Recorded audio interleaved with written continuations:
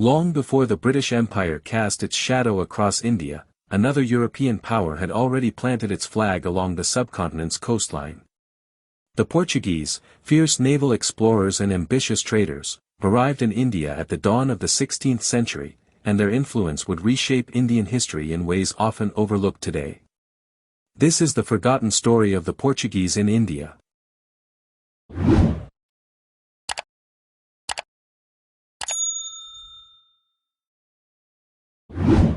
In 1498, Vasco da Gama landed in Calicut, Kerala, navigating the treacherous waters of the Cape of Good Hope.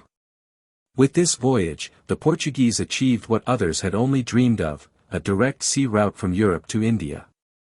This opened the floodgates to the age of exploration and set the stage for centuries of European involvement in Indian affairs. The Portuguese quickly realized that trade alone would not secure their dominance.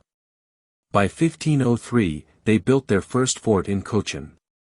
Under Francisco de Almeida and Afonso de Albuquerque, they seized ports like Goa in 1510 and established a maritime empire.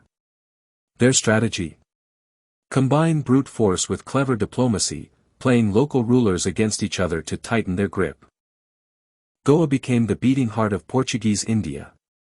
It wasn't just a trading post, it was a full-fledged European colony, complete with churches, schools, and European-style governance.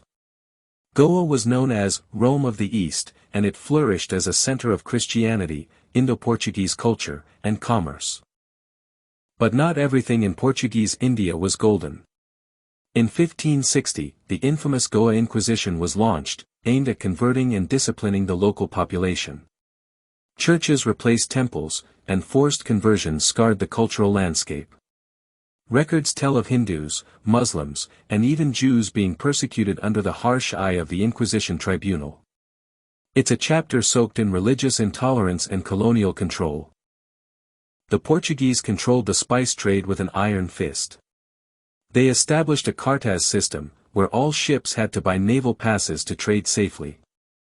Pepper, cinnamon, cloves, and nutmeg flowed from Indian shores to Lisbon, filling Portuguese coffers while challenging Arab and Venetian traders. For nearly a century, they ruled the Indian Ocean trade routes.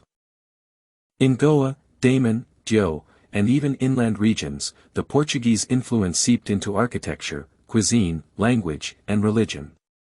The Konkani Portuguese Creole language, the introduction of bread, pau, and the birth of Luso-Indian communities are legacies that survive to this day. Churches like the Basilica of Bom Jesus stand as architectural marvels of the fusion. As the Mughal Empire expanded inland and the Dutch, English, and French arrived by sea, Portuguese power began to wane. Local rulers, too, began resisting their control. By the mid-1600s, the Dutch had seized many of their spice islands, and the British East India Company emerged as a dominant rival. The Portuguese retreat was slow but inevitable. Unlike the British, whose rule ended in 1947, Portugal held on to Goa, Daman, and Dio until 1961, making it the last European power to exit India. Their legacy is still visible: Catholic communities, surnames like de Souza and Rodriguez, and Indo-Portuguese art that blends two worlds into one. While the British may have ruled the Indian subcontinent, the Portuguese left their imprint on the soul of India's western coast. Their story is not one of vast empires, but of cultural entanglements, spiritual conquest, and maritime dominance. To understand colonial India fully, we must look not just east to Britain, but west, to the sailors of Portugal who came first.